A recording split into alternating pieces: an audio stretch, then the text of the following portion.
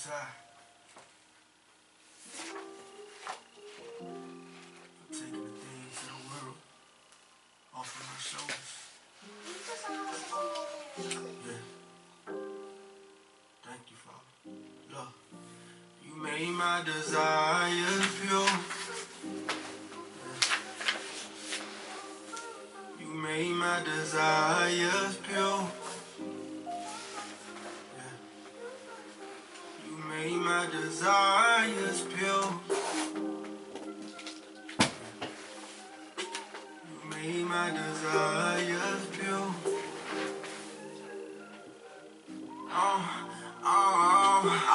I want wisdom, understanding. I don't want no Grammy. I want to live a righteous life with a righteous family. I want a wife that love you more than she love me. Want to show my people that they royalty. Want to live by your commands, on your word we stand. I'd rather be touching scriptures than touching these banks. The riches gon' profit nothing in a day of wrath. I was living in my mess, I had to take a bath. Created me a clean heart, Abba made me pure. The things of the world, y'all, it's time to ignore. I want love, I want peace, I want everlasting life. Well done, my good and faithful servant, walking in that light. I'm on this narrow path, trying to save a soul. I want my people in Jerusalem, the days are old. I wanna get to the homeless, show him that he cares. I wanna get a homeless, hope we almost out of here. Get your example through your son, and it's the only way. Ain't no pagans over here, we keepin' holy days. I want my people, stop the killing, we dropping the prophets. I want us come back to the laws, it ain't no other option. Don't want no hate up in my heart, not over no doctrine. I want the fruits of the spirit, y'all could keep the nonsense. I had to renew my mind, I had to free my conscience. I had to confess my sins, I had to be honest. I want the Ruach HaKodesh to come into me. I only trust the Father, not the enemy. The Father word, he came and cleansed the enemy. I only want the Spirit, so I'm killing me. The Father gave me righteous things that I desire. I want to see the kingdom, not the lake of fire. I don't want no drugs, scriptures got me higher. And we coming up here, how we gon' make the highest desires pure. You made my desires pure. You made my desires pure. You made my desires pure. You made my desires pure. Haven't seen, ears haven't heard all that you had for me. Eyes haven't seen, ears haven't heard all that you had for me.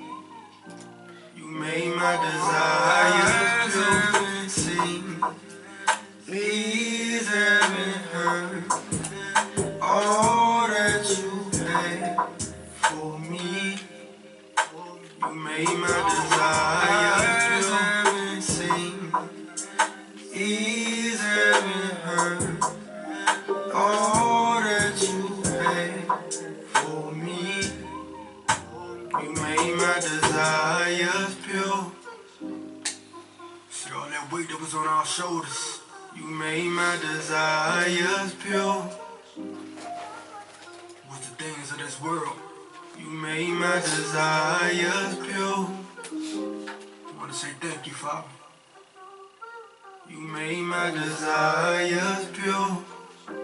Getting that weight off our shoulders. Hallelujah.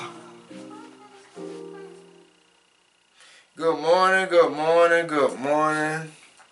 Breaking Strongholds Ministries, good morning, Facebook and YouTube. Good morning, Shabbat Shalom, everybody, good morning. How's everybody doing this morning? I hope the Most High have really truly blessed you over and abundantly with love, kindness, and joy. I hope the Most High really truly have blessed you with wisdom and knowledge and understanding of His Word.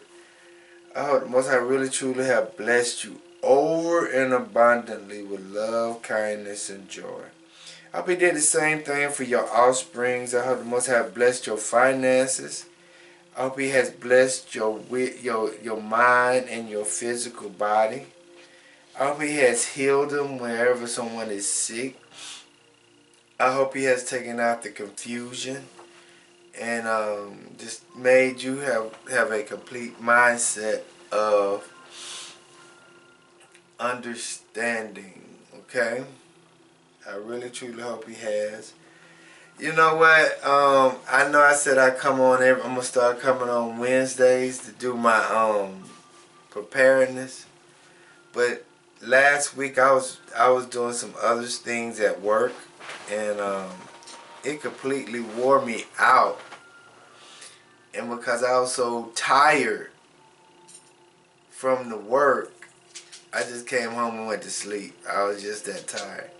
So I forgot to do it on Wednesday. But I will pick it back up this Wednesday. I apologize to you all. Huh?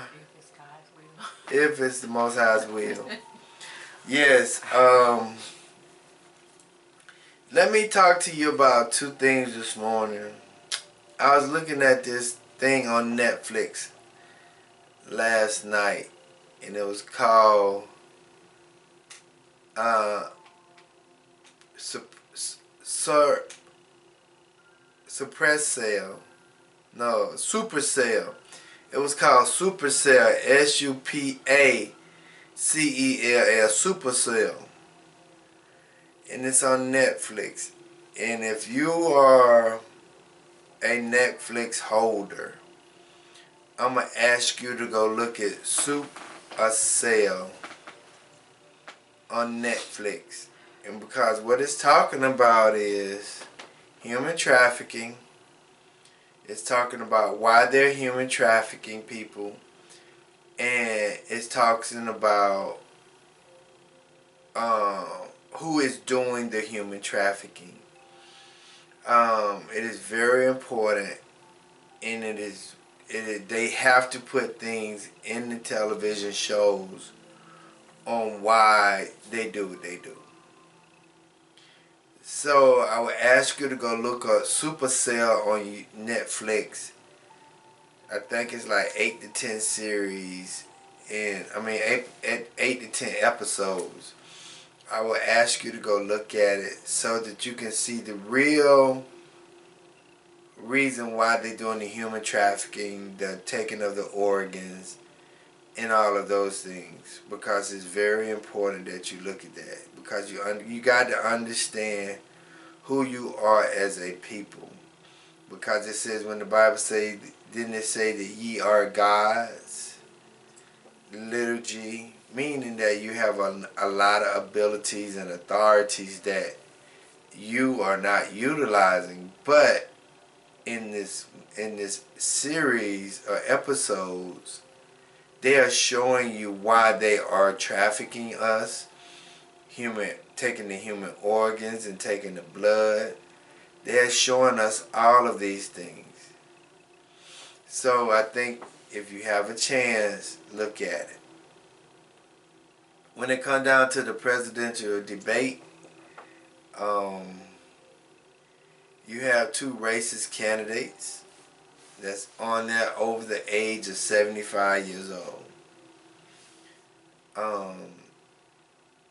One who really can't think as well and communicate, who has Alzheimer's. And then you have one who's very arrogant and boastful and proud about who he is as a person and what he has done for the country. They say most politics is local. I'm going to ask you to be, if you are a voter, I'm going to ask you to be mindful of who you're voting for, because both Democrat and Republicans are both from the same bird, two wings from the same bird. Whenever the Democrats in charge, if they wanted to get rid of police brutality, they could, but they don't. if the Republicans in office, if they wanted to get rid of abortions, they would, but they don't. Because all of it is profit at the end of the day. So I'm going to ask you not to continue to be hoodwinked, tricked, and bamboozled by what you see on here as two birds fighting, two wings on fighting against each other. No, they're fighting for the same agenda. So that's why I ask you to look at the movie Super Cell, because it is very, very important. I am going to try to speak a little slower today and control my emotions and make sure that I'm announcing enunciations of the words correctly today, and just slow my energy down. But I know that most people's attention span is less than an hour, so I have to make sure that I try not to go over an hour and a half, because most people don't look at nobody's videos more than an hour or 45 minutes. So I know I lose most of my audience after 30 minutes, 45 minutes. So that's what statistics says on YouTube. Most of your audience understand your YouTube for about 30-45 minutes. So because of their attention span and whatever else going on with them. But let me go ahead and read Exodus chapter 20 verses 1 through 17. And it says, "And Ananias spake all these words, saying, I am Yahuwah thy Ananias, which have brought thee out of the land of Egypt, out of the house of bondage. And thou shalt have no other Els before me, or Ananias before me. Thou shalt not make unto thee any graven image, or any likeness of anything that is in the heavens above, or that is in the earth beneath, or that is in the water under the earth. Thou shalt not bow down thyself to them, nor serve them. For I, Yahuwah thy Ananias, am a jealous, angry Ananias, visiting the iniquities of the fathers upon the children, unto the third and fourth generation of them that hate me, and showing mercy unto thousands of them that love me, and keep my commandments. Thou shalt not take the name of Yahuwah thy Ananias in vain, for Yahuwah will not hold him guiltless that taketh his name in vain. Remember the Sabbath day to keep it holy. 6 days shalt thou labor, and do all thy work. But the seventh day is the Sabbath of Yahuwah thy Ananias. In it thou shalt not do any works, thou, nor thy sons, nor thy daughter, thy manservants, nor thy maidservants, nor thy cattle, nor thy strangers that is within thy gates. For in 6 days Yahuwah made the heaven and earth, the sea and all that in them is, and rested the seventh day.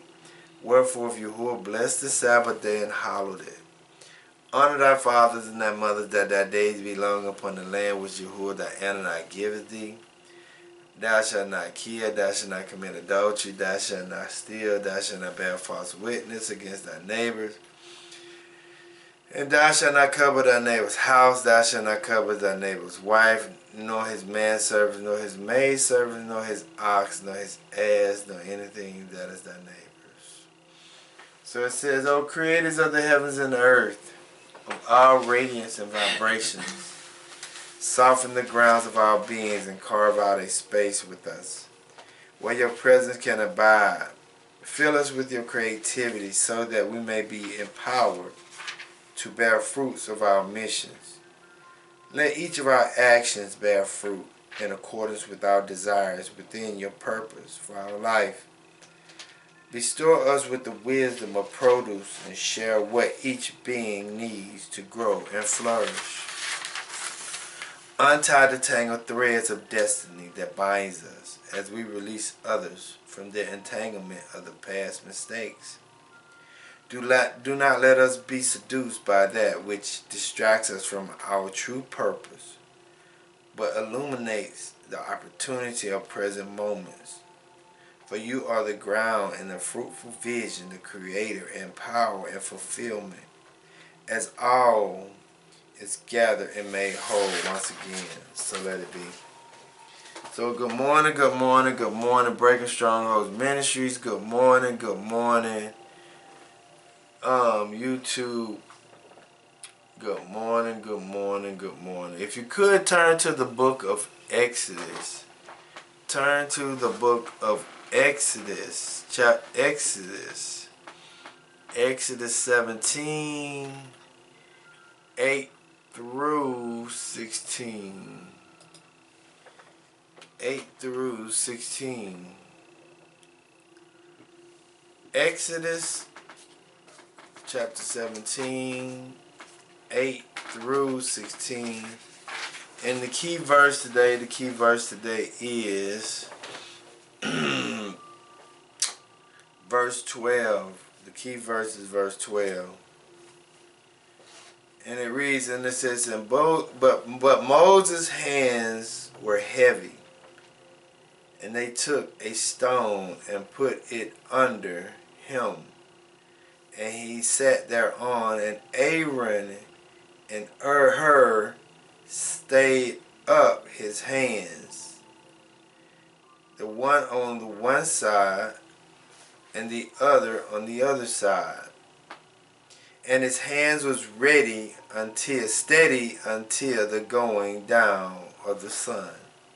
Let me read it over. It says, but Moses' hands was heavy, and they took a stone and put it under him, and he sat thereon, and Aaron and Hur stayed up his hands, the one on the one side and the other on the other side, and his hands were steady until the going down of the sun. If I may give a title to the text today, is I am going to need your help. I am going to need your help. Okay? If I may give two words today is support. Support is a late 14th century word. It means to bear, to sustain, to hold up, to uphold. It means to prop or pillar support a structure. It means to brace, support an arc. To stem of a tree, support the branches. It means to hold up, to prop up, to bear the weight of. It also means to aid someone.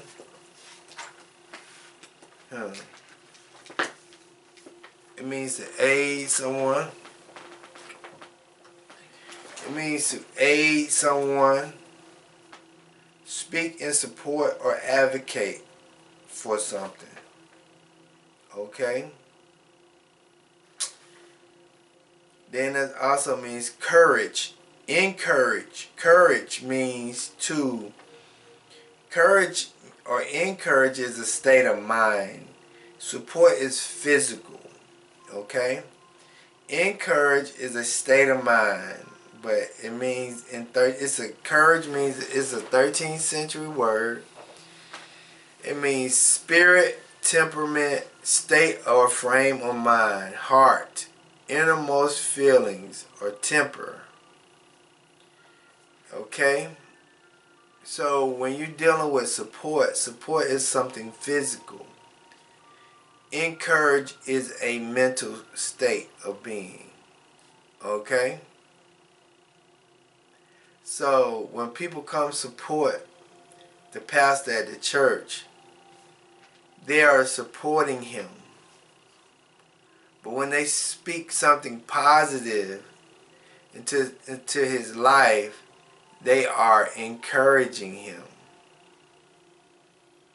Because courage is a mental state, and support is a physical state. Okay? So when we start to look at chapter 16 and 17, and what the Most High was showing me in chapter 16 and 17, the Most High was dealing with the children of Israel as a nation, but he also was dealing with Moses and Aaron and her as leadership. He was dealing with two types of people on two different levels. And basically, today I'm talking about leadership and what leadership needs in the midst of going through experiences in life. Okay.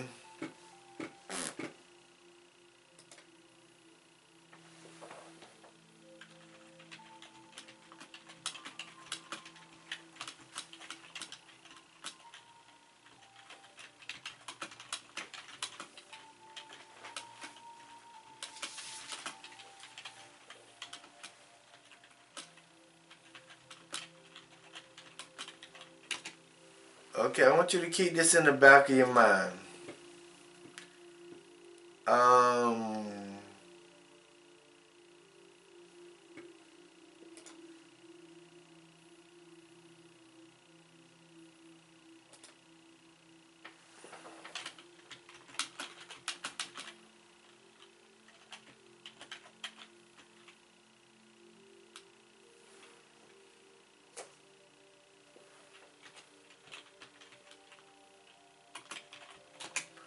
go to Genesis chapter 2, verse 18.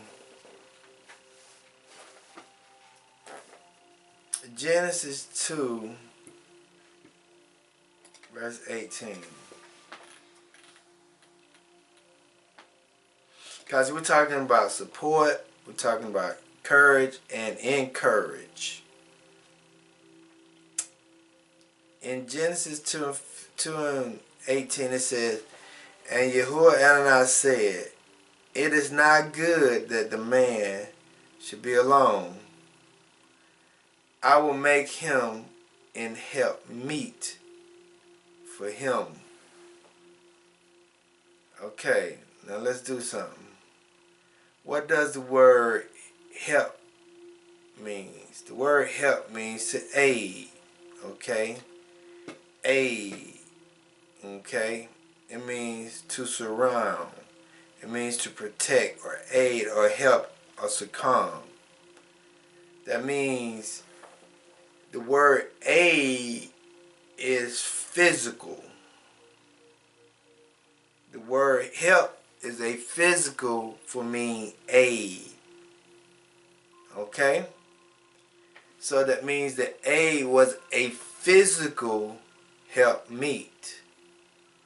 She was supposed to help him, aid him in whatever, or support him in whatever Adam's supposed to be doing. But then let us go to meet for him. Okay, because they separated it when it comes down to breaking down the words in the Bible. Help means to aid. Okay, it means to support. Okay, and then it says meet for him. It means a counterpart.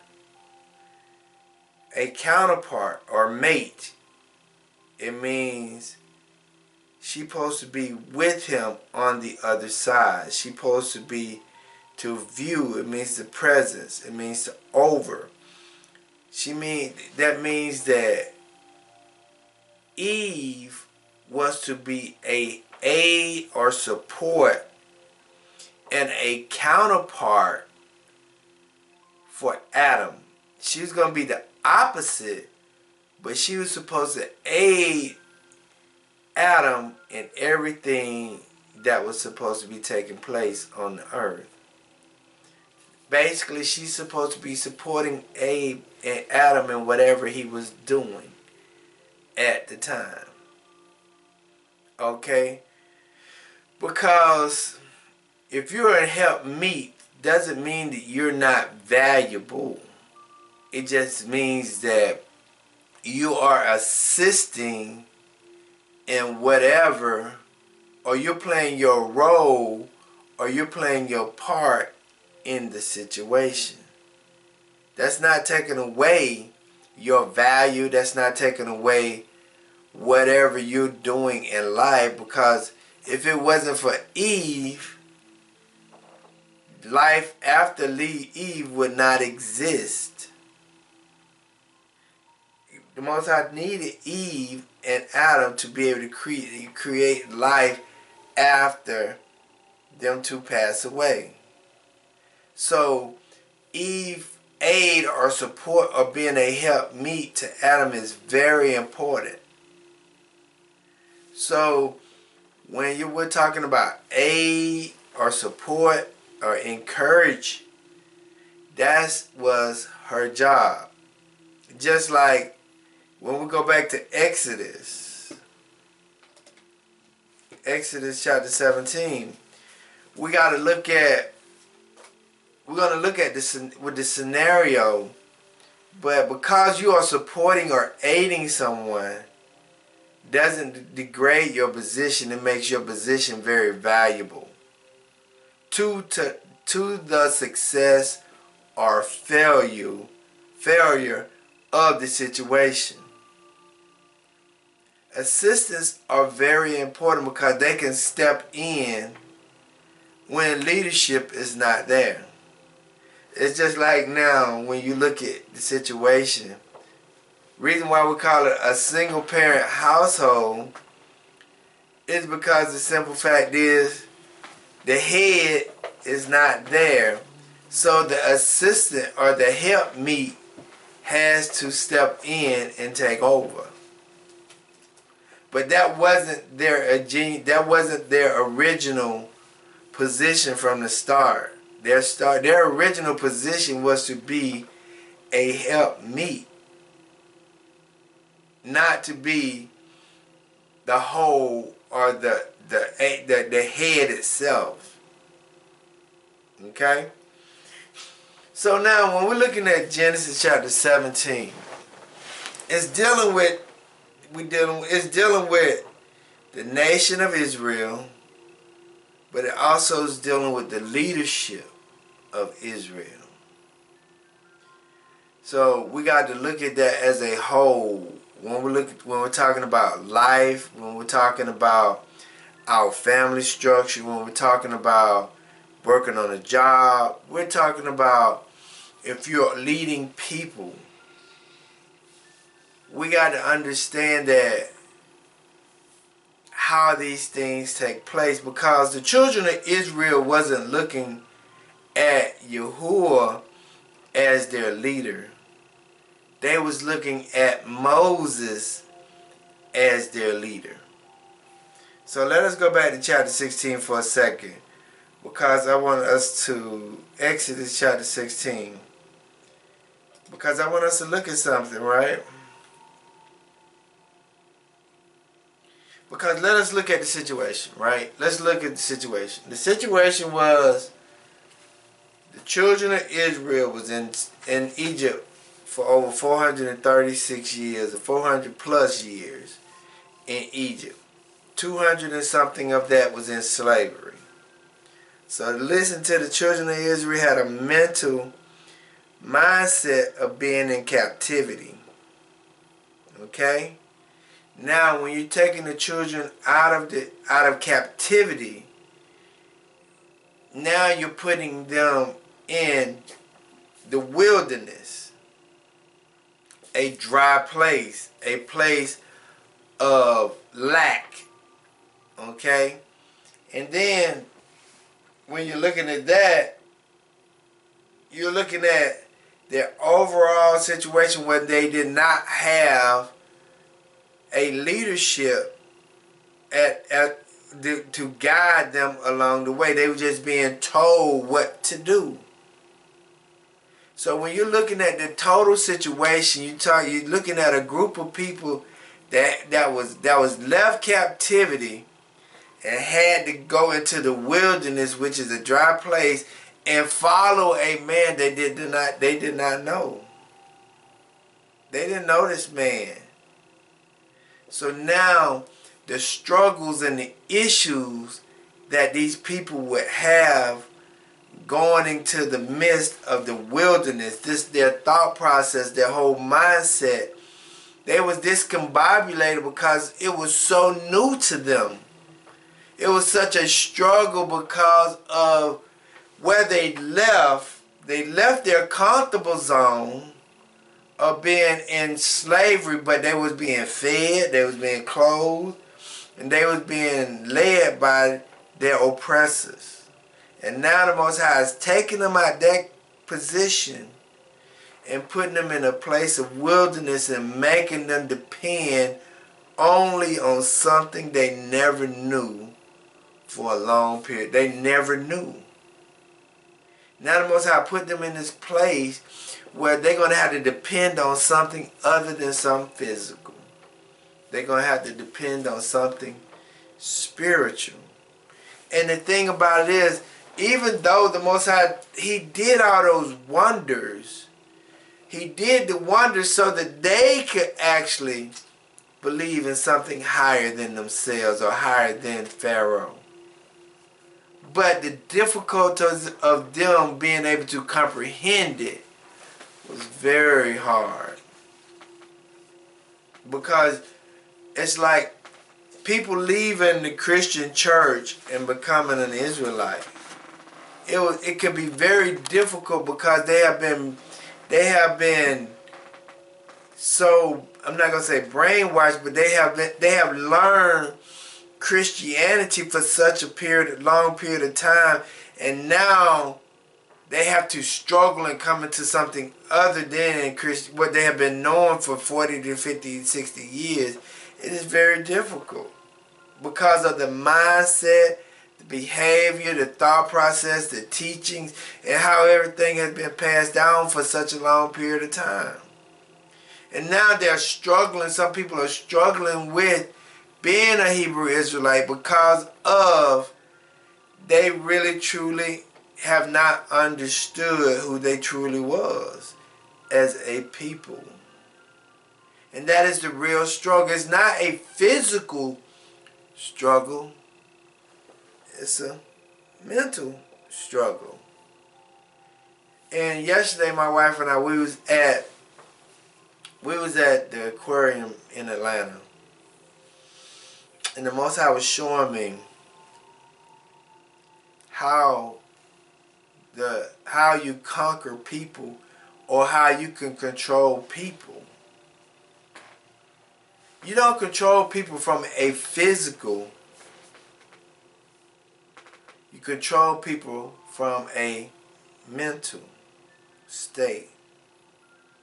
And see how you control people from a mental state, you first got to get involved or be a part of their environment first so that you could be able to understand their behaviors. Second, once you understand their behaviors, secondly, you got to be able to give them something that they like, or give them a reward for doing good and doing bad. So once I was looking at how the animals was controlling, how I don't forgot how you pronounce the name. The animal trainers were controlling the animals. Every time after the animal did something good, the animals got a reward. And they were looking for it too. Go ahead, what'd you say? I said they was looking for it too. Right. And the animals, every time they did something good, the animals was looking for their reward. The animal trainers had to get into their environment. Once they got into their environment, then they start to learn the animals. And once they learned the animals and started training the animals, they gave the animals rewards for good or bad behavior. And then thirdly, once you did that, you was able to get them to do, the animal trainers was able to get them to do whatever they wanted them to do. That's why I say it's a state of mind more than the physical, because if you can get the mind, you can get the body.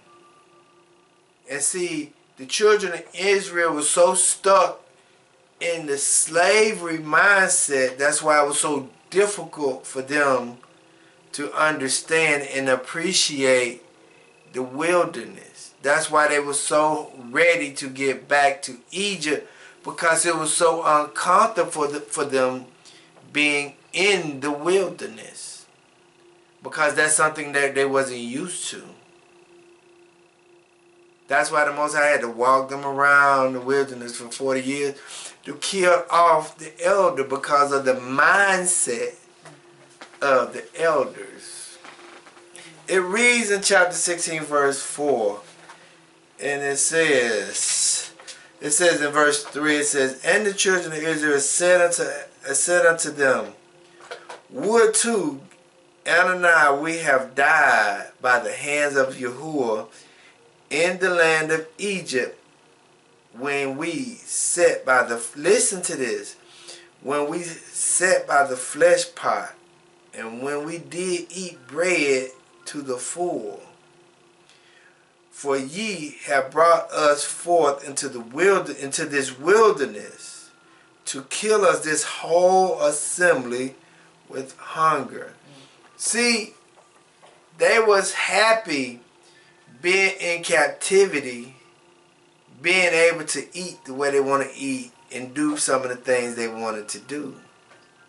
They didn't want to adjust mentally or spiritually into the wilderness. They were so complacent. Even though they was in captivity, they was complacent being in their captivity, because they had the conveniences of being able to go get some bread, or going and being able to go get some food, or being able to go get the things that they physically want, even though they was in a mental and physical captivity. Huh? That's now. Yes, that's now. Then it says in verse 4, "Then said Yahuwah unto Moses, Behold, I will rain bread from heaven for you, and the people shall go out and gather a certain rate every day, that I may prove them whether they will walk in my law or no." See, when the Most High was raining the bread down, and when he was doing all those things, it was for the children of Israel to understand who Yahuwah was. Not, it was the congregation. It was for the congregation to understand, or the church, or the assembly, or the nation. It was for them to understand who Yahuwah was. It was for them to be able to grasp the thought process of, man, it's something bigger than Moses or Moshe. It's something bigger than Moshe here in this situation. It's something bigger than Moses in this situation.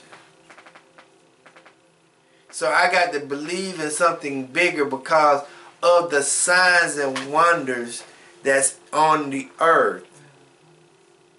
Even when we go to chapter 17, let's look at it in chapter 17. It says, now, I want us to understand something. And it's very important that we get to understand. It says in chapter 17, verse 1. It says, "All the congregation of the children of Israel journeyed from the wilderness of sin." Listen to that. Journeyed from the wilderness of sin, after their journey, according to the commandments of Yahuwah, and pitched in Rephaim, now I got it. Rephaim, and pitched in Rephaim, and there was no water for the people to drink.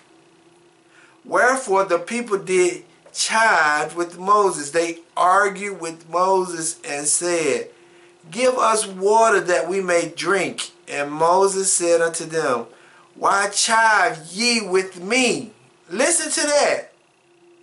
Moses is trying to get the people to quit dealing with him and to understand who they need to deal with. It it says, wherefore do ye tempt Yahuwah? Because we got to understand something.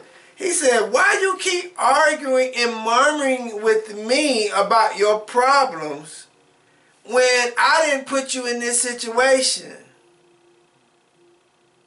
Why don't you deal with the person who brought you to this situation? Listen to it again. It says, wherefore the people did chive with Moses. They argued, they murmured with Moses and said, give us water that we may drink.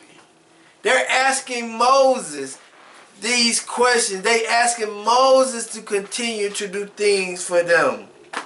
Listen to that. They are asking Moses, do this for me, Moses. Do that for me, Moses. Do this for me, Moses. They're not looking at who is above Moses. They're just asking Moses because they can only understand what they physically could see. It says, wherefore the people did chive with Moses and said, give us water that we may drink. They're asking Moses and not the Most High. And Moses said unto them, listen to this. Why argue with me? Why are you murmuring with me? Wherefore ye tempt Yahuwah? Moses said, why are you arguing with me about your situation?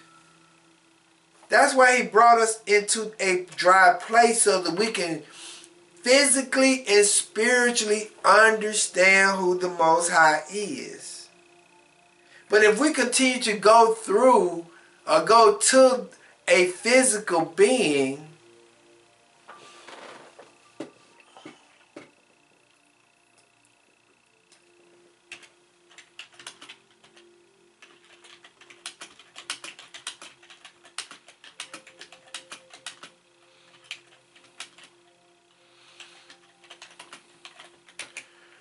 okay, go to Psalms 146, verse 3 through 5.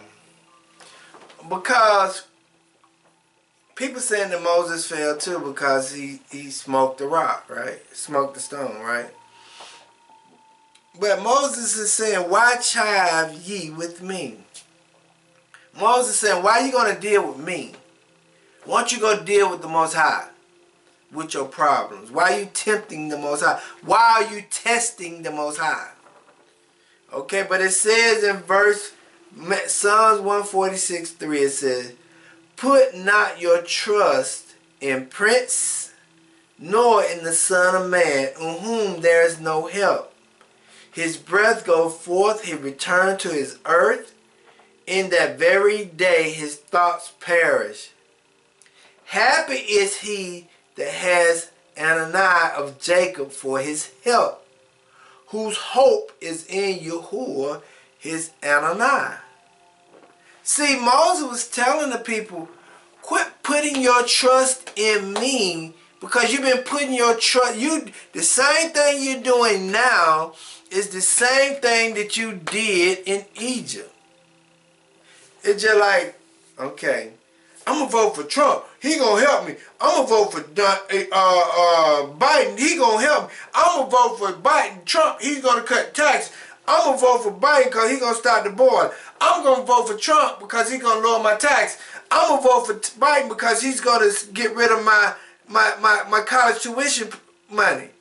We're still putting our hope and trust in man when we should be putting our hope and trust in Yahuwah.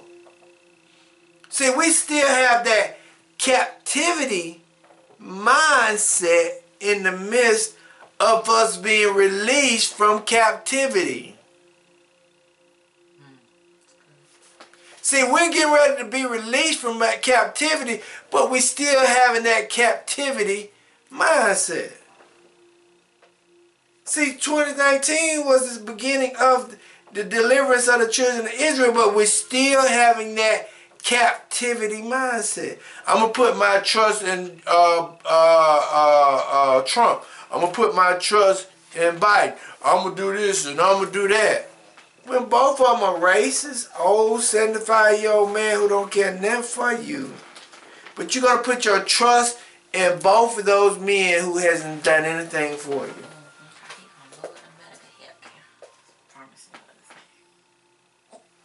So that was the mindset.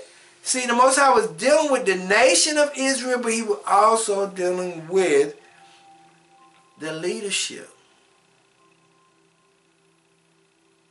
And now I'm talking about the leadership. Let us go down to verse 8. Because even in the midst of the children of Israel being delivered out of captivity and they're being put in the wilderness, leadership and the people are still going to have to go through some struggles to get out of that captivity. We still going to have to go through some struggles.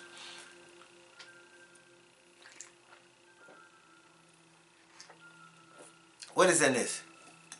Just green tea, a lemon and honey. Added hibiscus. Hibiscus. I think you had kaboosha green tea. Okay, kaboosha green tea. Hibiscus. Lemon and honey. And lemon and honey. Ginger. And ginger. That's what's in this. Hibiscus, green tea, lemon and honey.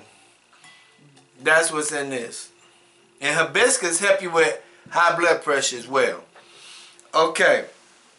I want us to understand something. The first point is we're gonna always have conflict in the midst of getting out of captivity. We're gonna always have struggles. We're gonna always have something going on with us once we started to get out of captivity. Whether it be physical, whether it be spiritual, we're gonna always have some struggles.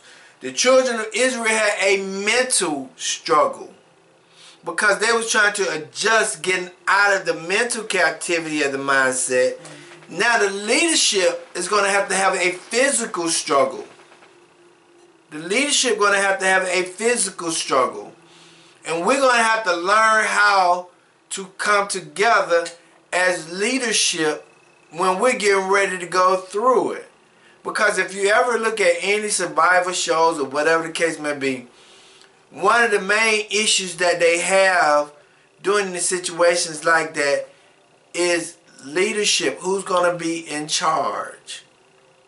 Who's going to be in charge of the congregation? Now hypothetically, right? You got 5 million people that's able to go into leadership, right? You got IUIC, you got GOCC, you got IUPSK, whatever that is. Then you got all these other organizations or other Hebrew Israelite camps, all of them at one site at one time. The struggle is going to be who's going to be in charge of the 5 million people that's in the wilderness. That's the struggle going to be.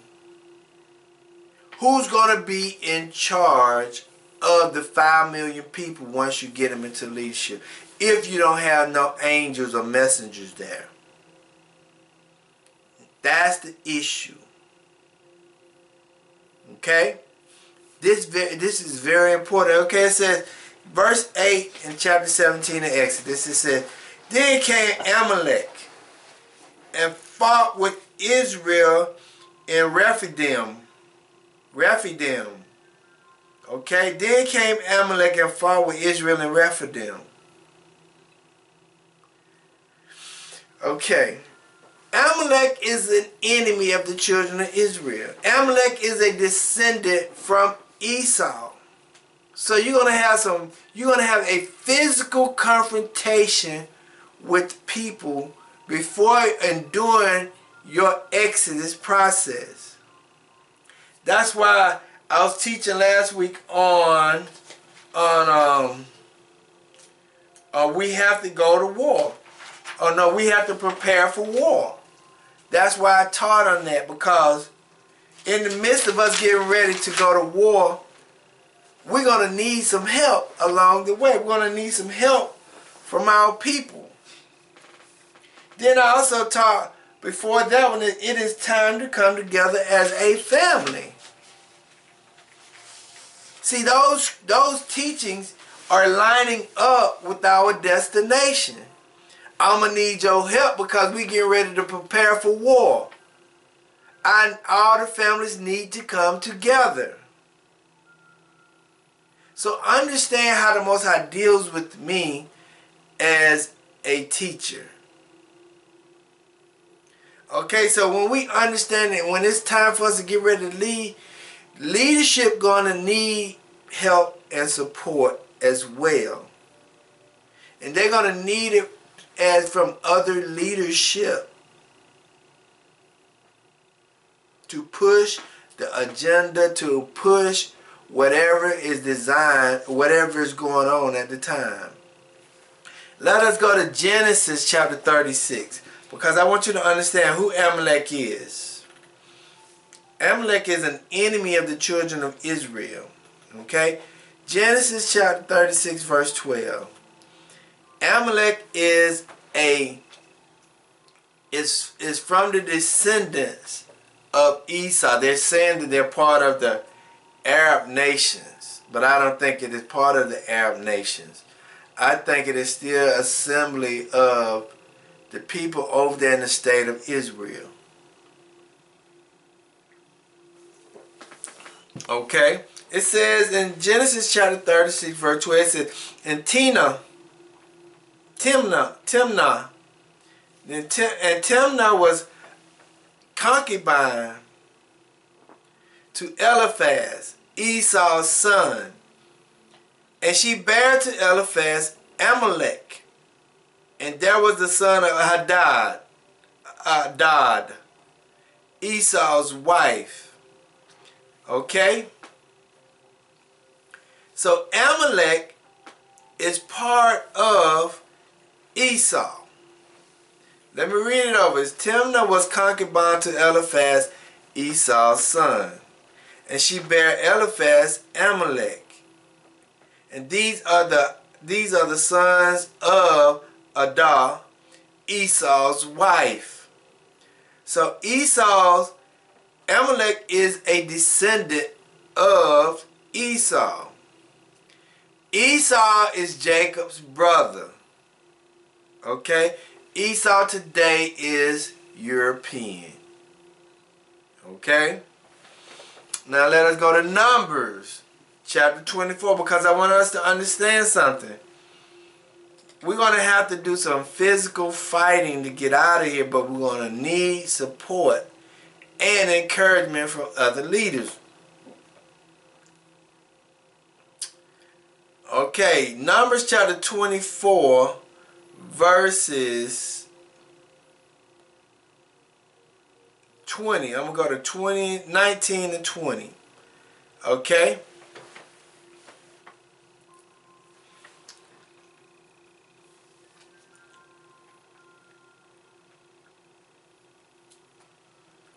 It says, out of Jacob shall come he that shall have dominion, and shall destroy him that remaineth of the city.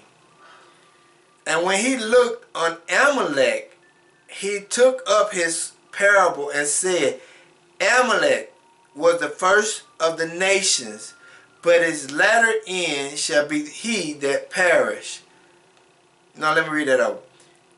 Verse 20. And when he looked on Amalek, he took up his parable and said, Amalek was the first of the nations, but his latter end shall be that he perish forever. Amalek is part of Esau, or Edom, which is in 18. And it says in 18, Edom shall be a possession, Seir also shall be a possession for his enemies, and Israel shall do valiantly. Okay? So Amalek is part of Esau. Esau is part of Edom, Idumea. Okay? So we got to understand that we're going to still have to fight European nations when we're getting ready to come out of the captivity. Let us go to Deuteronomy chapter 25, verse 17.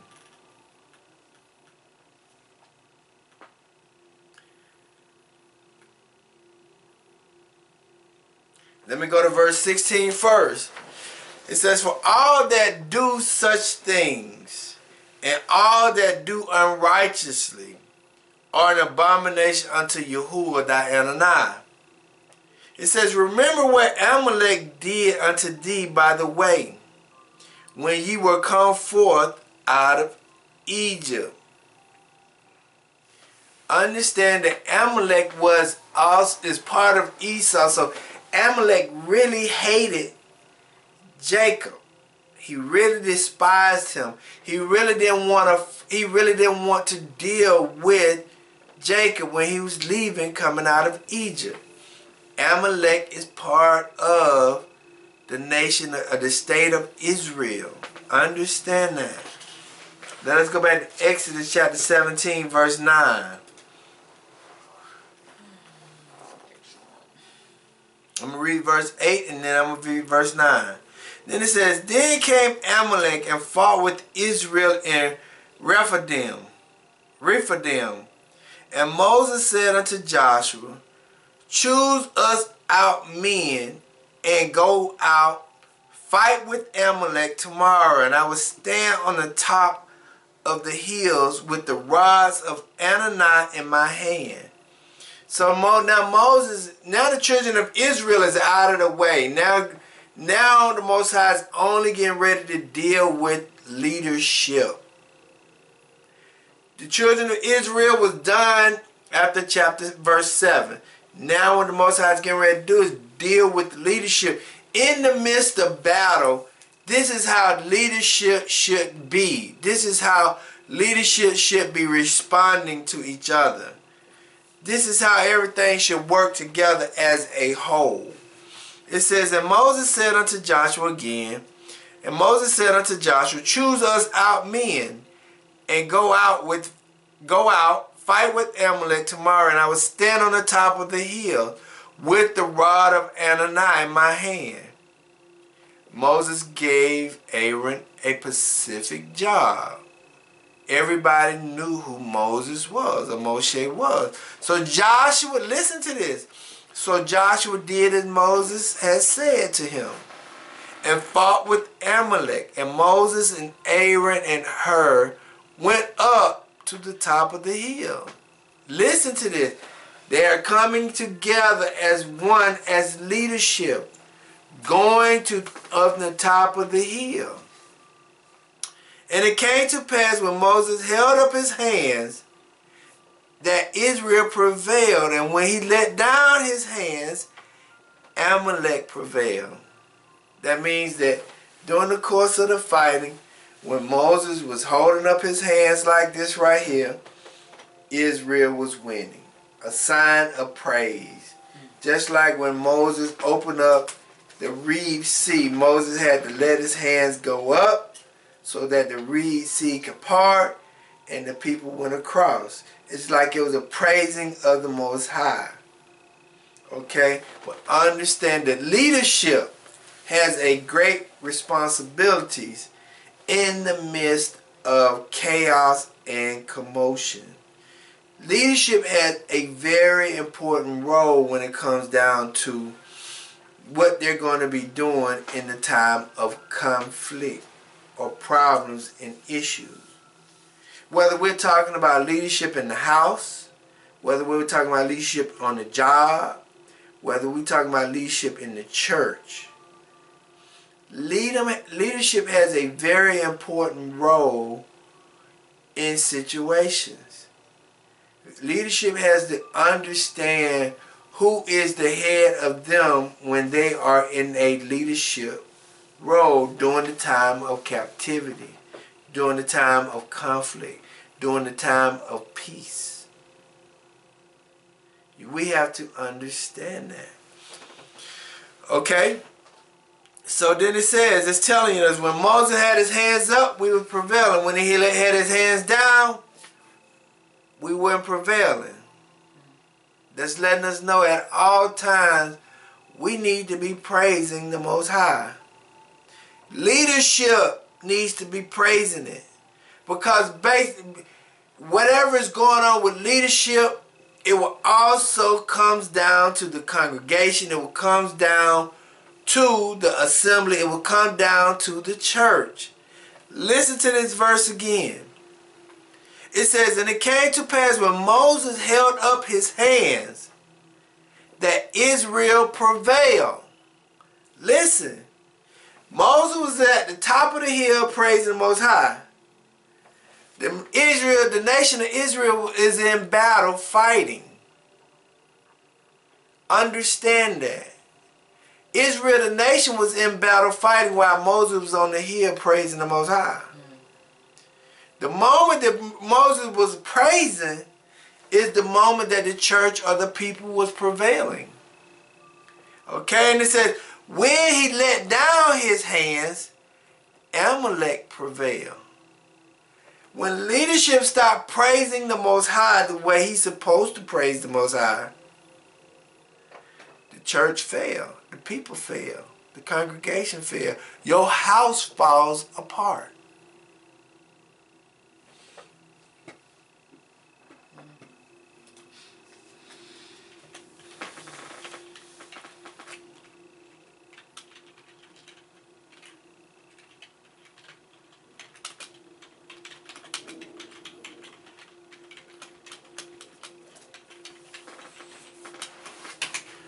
Okay.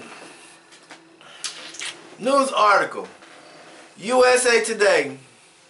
The pastor, like I say, leadership. Pastor Tony Evans stepping down in another controversial evangelist, pastor, and radio host Tony Evans cited an unnamed sin as he stepped down as senior pastor of Oak Cliff Bible Fellowship in Dallas.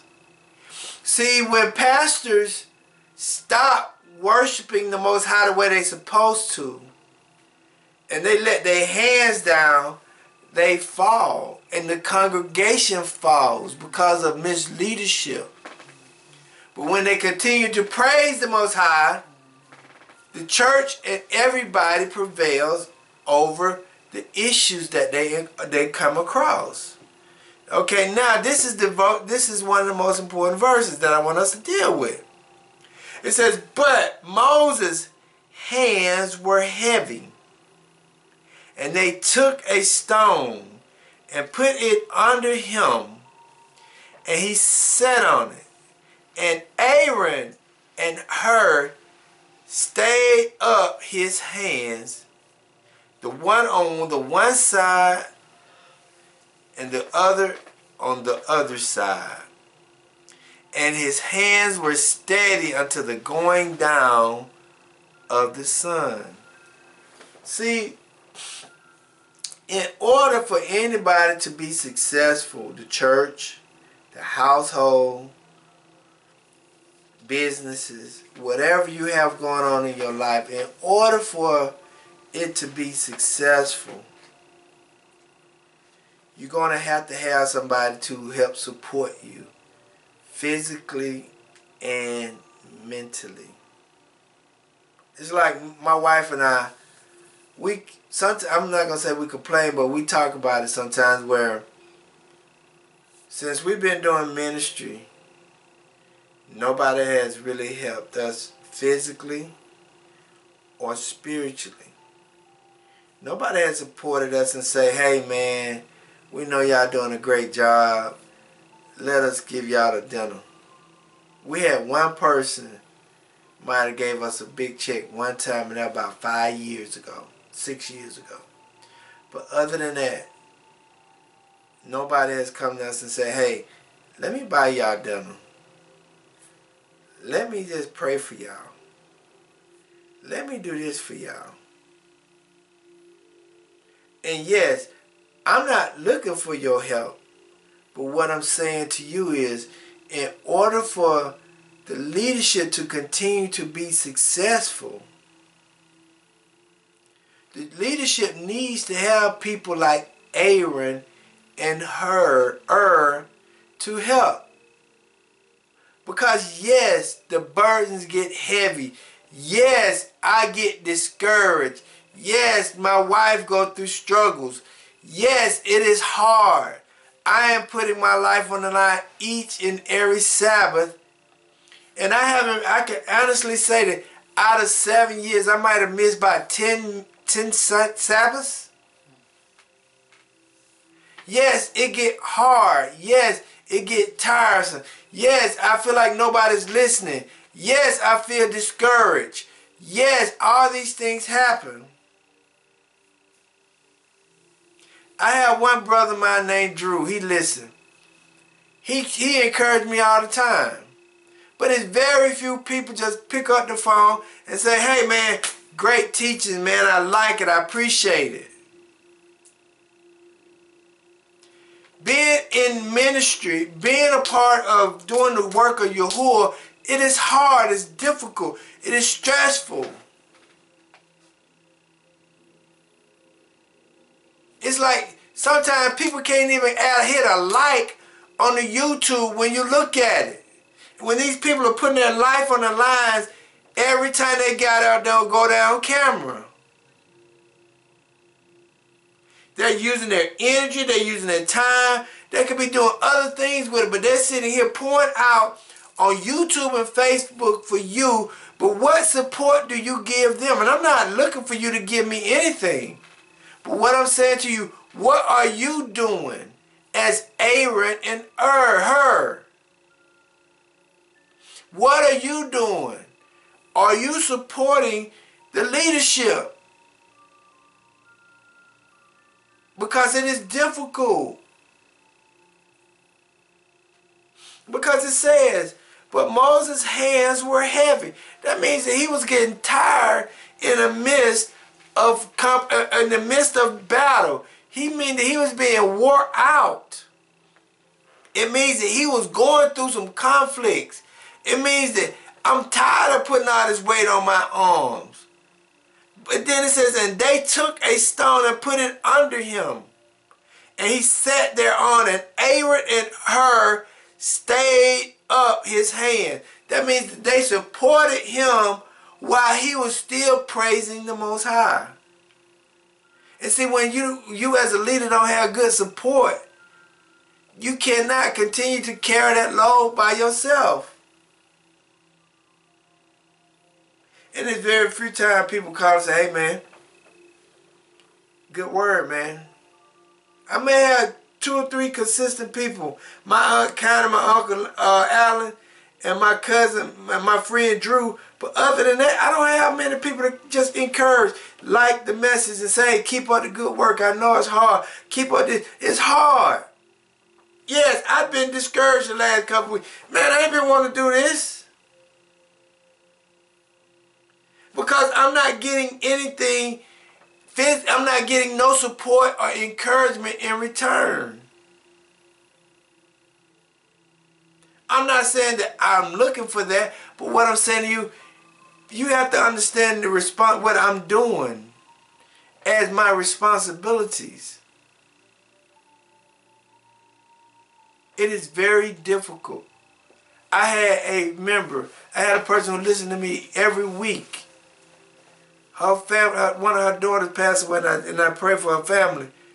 But I had to send her something to let her know I appreciate her just watching me. The family watched me every day for almost 5 years. She might not have made no comment, but I could see that she watched me. And when she watched me, I gave her something to let her know I appreciate her because what she did or what she does. But you got to support leadership. You got to do something for your leadership. You got to support the Most High when you walk in this walk every day. As just general people, you got to do the walk of the Most High, showing people how the Most High's word is really, truly real.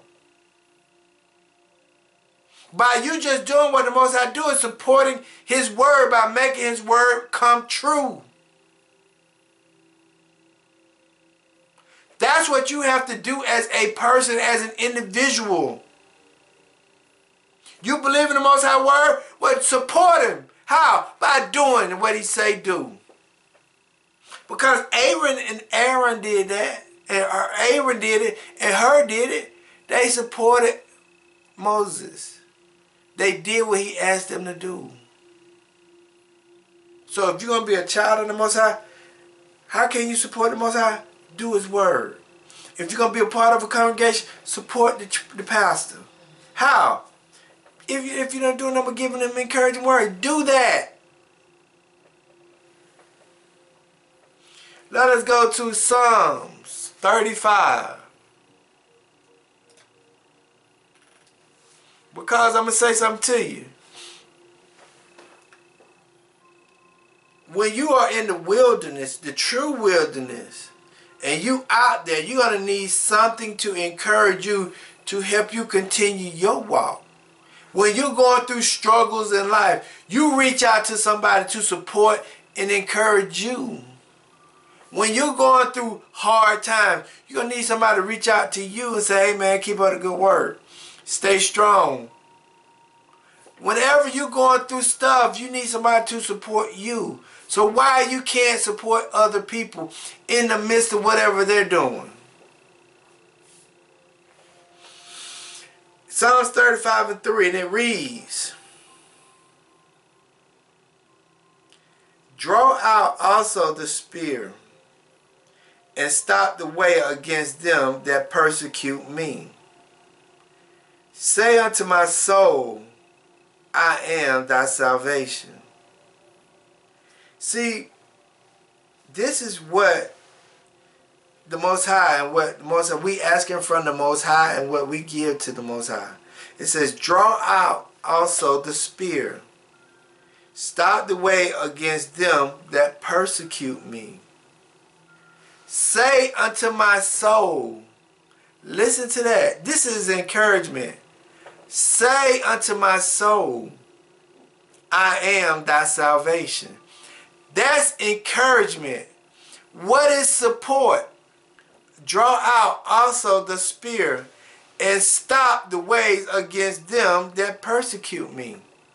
That is the physical support. Aiding me by stopping them that persecute me. What is encouraging me? Telling me I am thy salvation.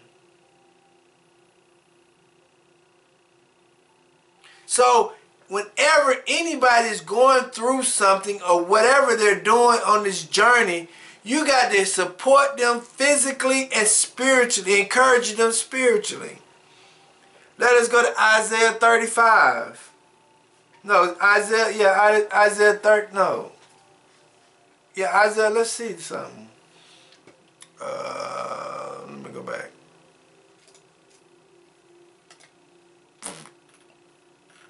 Isaiah 35:3.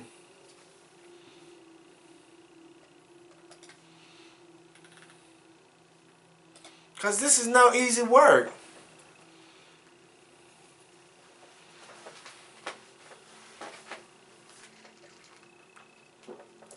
Some people can't even tell people good job. Thank you. I appreciate it. Because they don't want them to know who's talking. It says, Isaiah 35:3 says, strengthen ye the weak hand. That's the physical, that's support. And confirm the feeble knees. The feeble knees means that I'm scared. Encourage the feeble knees. So whenever people are going through stuff, you're not just going to need physical aid. You're going to need spiritual encouragement as well. And see, when we get ready to go through this process, I'm going to need your help. I'm going to need you to help me along the way. When I'm down and out, if you're with me, I'm going to need you to say, Orlando, keep doing a good work, baby. Keep going. Let's go, let's go, let's go. I'm going to need you. I got you, Orlando. Let's go, baby. And I'm going to be doing the same thing for other people when they're down and out. Let us go to 2 Corinthians. 1 and 11.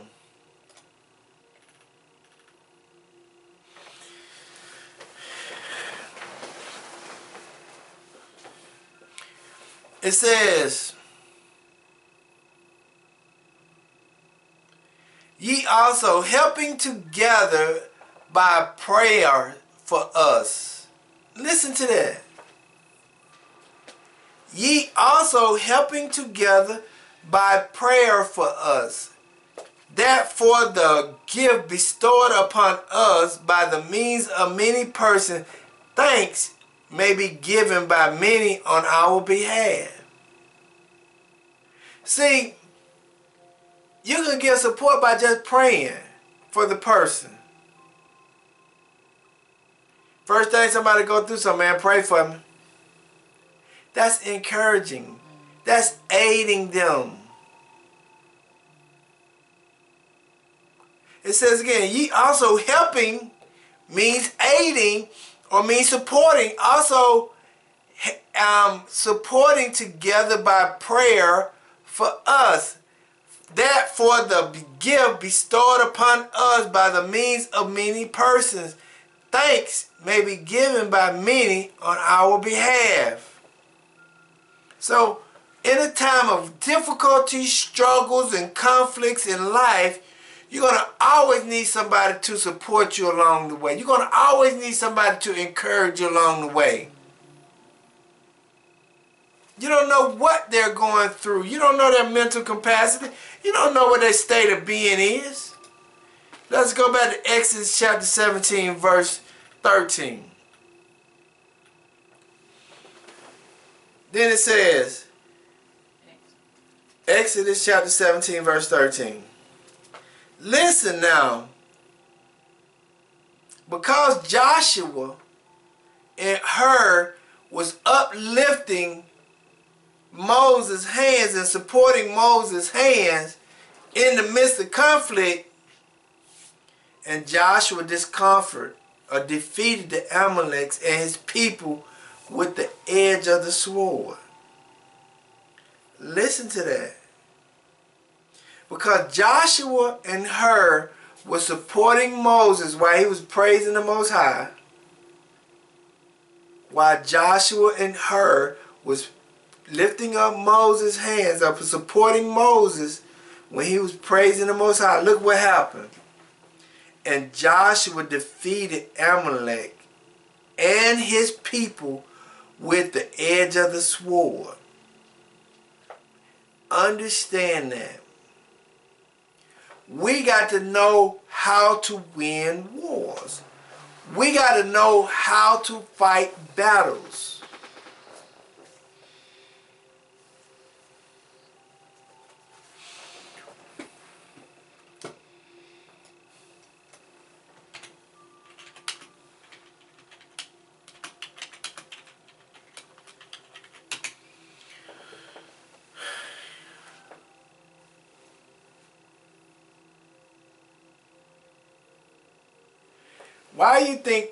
Why do you think Yahushua did this or Jesus Yeshua did this? I want you to understand something. And it says, after these things, Yahuwah appointed other 70 also, and sent them 2 and 2 before his face into every city and place, whether he himself would come. Therefore said he unto them, the harvest truly is great, but the laborers are few. Pray ye therefore Yahuwah of harvest, that he would send forth laborers into his harvest. Go your way, behold, I will send you forth as lambs among wolves. But why did he say in verse 1, after these things Yahuwah appointed others 70, also sent them 2 and 2 before his face into every city and place, whether he himself would come? They needed support along the journey. You needed help wherever you was going. You need people to be there for you. You need a helpmate. That's why they call it battle buddies in the military.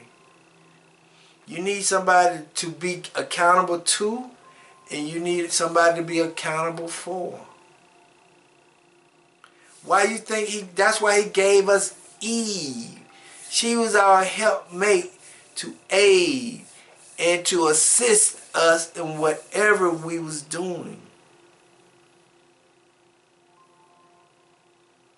You need these things along the way. You need help. You're going to need help in the wilderness. You're going to need support. You're going to need aid. You're going to need encouragement. You need all these things in order to win the fight, in order to win the battle. That's why you think they got allies. These countries know that they can't do it by themselves. And when you put it on a person just to do it all by himself, you're setting him up for that burden to be heavy for him. So, and it says again in Exodus 17 and 13, and Joshua discomfited or defeated the Amaleks and his people with the edge of the sword. Now listen to this. And Yahuwah said unto Moses, write this for a memorial in a book, and rehearse it in the ears of Joshua. For I will utterly put out the remembrance of Amalek from under heaven. And Moses built an altar and called the name of it Jehovah Nissi. For he said, because Yahuwah has sworn that because it says again, it says, for he said, because Yahuwah has sworn that Yahuwah will have war with Amalek from generations to generations. So the Most High said, I'm going to continue to have war with Amalek, but I need my leadership to stand together so that we can defeat Amalek. But my leadership going to need support from leadership. But if my leadership is not right, my people cannot win the war. If my leadership is not right, my people can't win the war. If my leadership is carrying the burden and cannot get no support and cannot continue to praise me the way I'm supposed to be praised, my people are going to fail. Let us go to Psalms 2 and 9.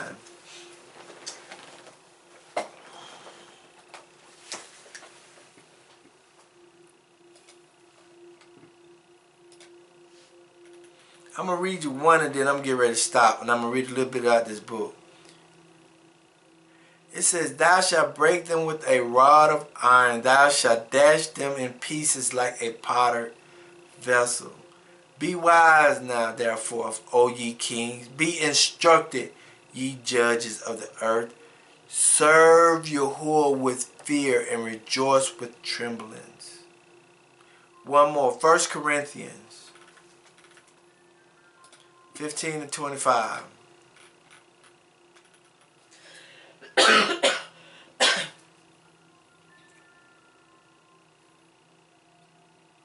See, we can't defeat evilness if we don't have support out here in this world. If we don't get support, you can't defeat. It's hard to fight this battle by yourself. It says, 1 Corinthians 15 and 25, it says, for he must reign till he has put all enemies under his feet. The last enemy that shall be destroyed is death. See, if we don't have support during the midst of our conflicts, we cannot defeat the enemy. We cannot defeat it. We need help. When we go into the wilderness, we're going to need aid, we're going to need support, we're going to need encouragement, we're going to need all these things to make it through that. Okay? Even if you look at the book of Eli, at the end of the movie where Denzel Washington had that little European girl to help him along the journey. So you're going to need people to help you along the way. Let me read you this book right here. Dr. Miles Monroe. Okay, it says, Becoming a Leader. Chapter 9. It says, empower others. It says, we have seen that a leader is one who guides by influence. In essence, a person can have subordinates, but no one whom is effectively leading.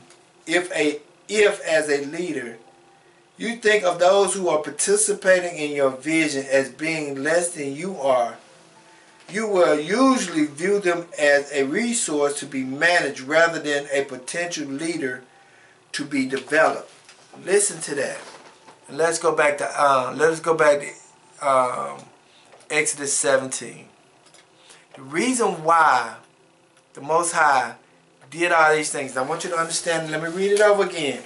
It says, if as a leader you think of those who are participating in your vision, listen, who are participating in your vision as being less than you are, you will usually view them as a resource to be managed rather than as potential leaders to be developed. Exodus 17 and 14. The reason why it's about leadership, it says, and Yahuwah said unto Moses, write this for a memorial in a book and rehearse it in the ears of Joshua, for I will utterly put out the remembrance of Amalek from under heaven. See, once Moses or Moshe passes away, Joshua's still going to need something to help him remember to do the good, being a good leader. See, leaders have a very important role. Moses was trying to be a good leader for Joshua because the simple fact is he was praising the Most High. And we had to understand that if Moses had success, in order for Joshua to have success, Joshua was going to have to understand what Moses went through. I'm about done. It says, in contrast, a leader is one who leads others to leadership. He leads himself first and then inspires others to follow him into leadership. Another way of saying that this is that a leader is one who deploys himself and by so doing inspires others to do the same. See, us as leaders, if we're not inspiring other people to come into studying the word of Yahuwah and doing what Yahuwah say do, we are not good leaders. If we are not inspiring people to become great, being followers of Yahuwah, we haven't done our job as leaders or teachers. Then it says, consequently, a true leader is more concerned with the deployment than employment for himself and for others. Then it says, that's it. I'm just going to read that a little bit and understand that we have to be very aware of what we're doing as leaders. Because I'm going to need your help. I need your help. I need your support. So, Father, as we come to you today, we thank you, we bless you, we give you all the honor and praise. Father, we thank you for everything you have done and what you continue to do. I just ask that you continue to let your will be done. I ask that you continue to let us see the way you want us to see, hear the way you want us to hear, and speak the way you want us to speak. I will continue to just let your will be done. Let it go out and come back, not void. But let us be able to understand our position, our roles, whether it's in the house, whether it's on the job, whether it's in the church. Wherever we are, Father, let us understand that we have to be great leaders and praise your name and give you honor and glory and praise. But we also have to understand that we got to support you. We got to support your word. We got to do what your word say do so that your word can manifest itself. We got to aid it. We got to encourage people by doing what your word say do. So Father, we ask that you continue to protect us and lead us and guide us and cover us and watch over us next week. And all these things we pray in your higher name. So let it be. Shalom, shalom, shalom. Y'all have a good one.